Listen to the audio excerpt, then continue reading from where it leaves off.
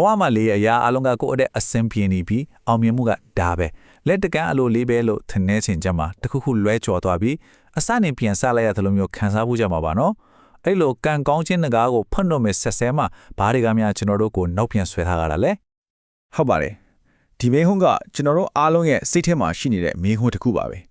ဲဘာကြောင့်များကံတရားကမျက်နာတာပေးတော့မလို့လို့နဲ့လှည့်စားသွားရတာလဲအဖေကလေကျွန်တော်တို့ထင်ထားတာထက်အများကြီးပိုနီးစပ်ပြီးကိုယ်တိုင်နဲ့ပဲထပ်ဆိုင်နေပါတယ်တကယ်တော့အဖြေကပြင်ပလောကမှာမဟုတ်ပါဘူး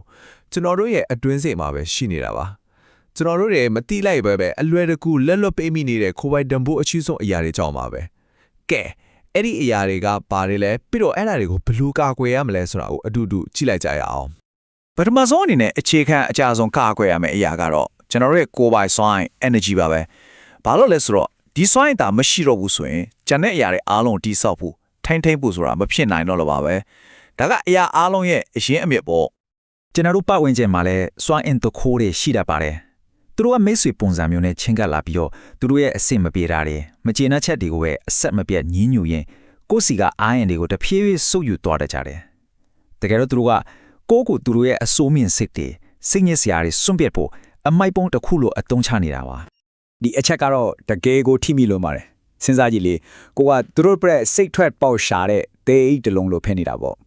့သူတို့ကတော့ပြောပြီးပေါ်ပါတော့ပေမဲ့သူတို့ရဲ့အပြည့်စွမ်းအင်ရည်တွေစိတ်ဖြီးစည်းမှုတွေအားလုံးကကိုယ့်ပခုံးပေါ်မှာပဲကြံခဲ့တာမျိုးလေနားဆိုရင်ကိုယ့်ရဲ့စွမ်းအင်ကိုဘယ်လိုဖြန့်ပြီးထိန်းချုပ်မလဲပထမဆုံးကတော့ဒီလိုလူတွေရဲ့ပုံစံကိုတတိထားမိမှုလိုပါတယ်ပြီးရင်သူတို့နဲ့စကားပြောဆိုဆက်ဆံတာကိုတတ်နိုင်တယ်လို့ချို့ချပြပါအရေးကြီးဆုံးကတော့ကိုယ့်ရဲ့စိတ်ပိုင်းဆိုင်ရာနေမိကိုခိုင်ခိုင်မာတတ်မှတ်ထားဖို့ပါပဲကိုယ့်ရဲ့စိတ်ငြိမ်းချမ်းမှုကိုဘယ်သူမှအလွယ်တကူဝင်ဖြတ်စည်းခွင့်မပေးပါနဲ့ကဲစွမ်းအင်ကိုကာကွယ်ပြီးပြီဆိုရင်နောက်တစ်ဆင့်ကအဲ့ဒီစွမ်းအင်ကိုသုံးပြီးရှာဖွေထားတဲ့ကိုယ့်ရဲ့ရင်းမြစ်တွေကိုကာကွယ်ဖို့ပါပဲဒါကငွေကြေးဖြစ်နိုင်တဲ့ပိုင်ဆိုင်မှုတွေဖြစ်နိုင်ပါတယ်သူတစ်ပါးကိုကူညီချင်တဲ့စေတနာကကောင်းပေမဲ့အဲ့ဒီစေတနာကြောင့်ကိုယ်တိုင်ဒုက္ခရောက်သွားတာမျိုးမဖြစ်အောင်တော့သတိထားရပါမယ်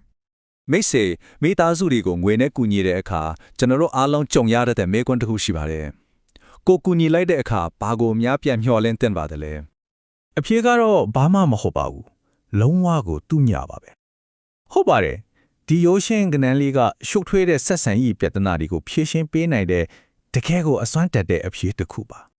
ဒါကြောင့်မထားရမယ့်စီးမြင်တာရှင်းလေပါကိုဖျံမရရင်တောက်လုံးဝနှမြောက်မှာမဟုတ်ဘူးဆိုတဲ့ပရိမာဏကိုပဲပေးကူညီပါချင်းကားတာလို့မတတ်မပဲလက်ဆောင်ပေးလိုက်တဲ့ဒါမှမဟုတ်လူသားလိုက်တယ်လို့သဘောထားလိုက်ပါအဲ့ဒါမှဆက်ဆံရေးလည်းမပြတ်ကိုလည်းစိတ်ဒုက္ခမြောက်မှာပါတတိယမြောက်ကာကွယ်ရမယ့်အဖိုးတန်ဆုံးရာကတော့ငွေနဲ့ပြန်ဝယ်လုံးဘလို့မှမရတဲ့တခါကုန်တော့ဘယ်တော့မှပြန်မရနိုင်တော့တဲ့အချိန်ပဲဖြစ်ပါတယ်ဒီစကားကိုအမြင်နဲ့နှလုံးသွင်းထားတင်ပါတယ်အချိန်ကိုဖြုံးတိလိုက်တာဟာကိုယ့်ရဲ့ဘဝတန်ကိုဖြုံးတိလိုက်တာနဲ့အတူတူပါပဲ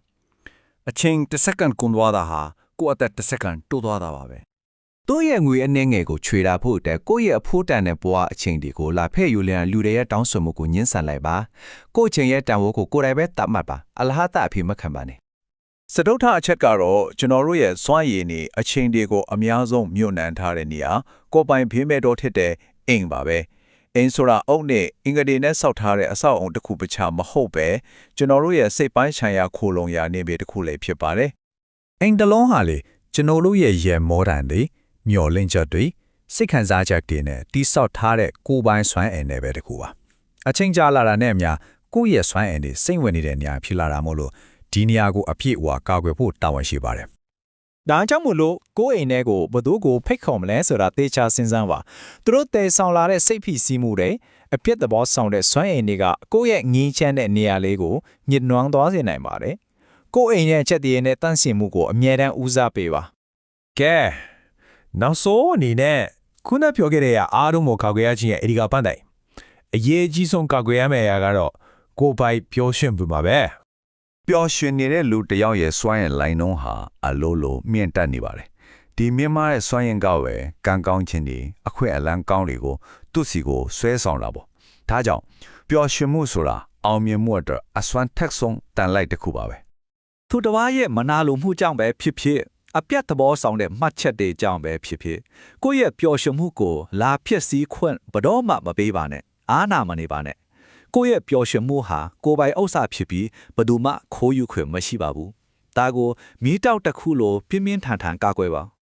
ကဲဒါဆိုရင်ကံကောင်းခြင်းနဲ့ပြည်စုံတဲ့ဘဝတစ်ခုကိုတိဆောက်ဖို့ကျွန်တော်ကာကွယ်ရမယ်မန်တိုင်ကြီးငွားကိုပြန်ပြီးခြုံငုံကြည့်လိုက်အောင်အဲ့ဒါတွေကတော့ကိုယ်ပိုင်စွမ်းအင်ကိုယ်ပိုင်ရင်းမြစ်များအဖို့တန်တဲ့အချင်းကိုယ်ပိုင်ဘေးမဲ့တော်ဖြစ်တဲ့အိမ်ပြီးတော့အရာအလုံးရဲ့အနိတာရာဖြစ်တဲ့ကိုယ်ပိုင်ပျော်ရွှင်မှုတော်ပဲဖြစ်ပါတယ် ဒီစကားလေးကအရာအလုံးရဲ့အနှစ်ချုပ်ပါပဲကိုဘွားဟာကိုနဲ့တာသက်ဆိုင်ပါတယ်ဒီဘွားကိုကာကွယ်ဖို့တောက်ပေါအောင်လုပ်ဖို့ဆိုတာလဲကိုတာဝန်ပဲဖြစ်ပါတယ် ဒီเจ้าရတွေကိုနားထောင်ပြီးတဲ့နောက်မှာလေခဏလောက်အချိန်ယူပြီးကိုပြန်မေးကြည့်ပါ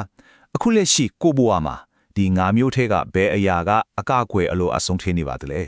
အဖြစ်ကိုရှာပြီးကိုဘွားရဲ့အဖို့တန်ဆုံးအရာတွေကိုဒီနေ့ကစပြီးကာကွယ်လိုက်ပါ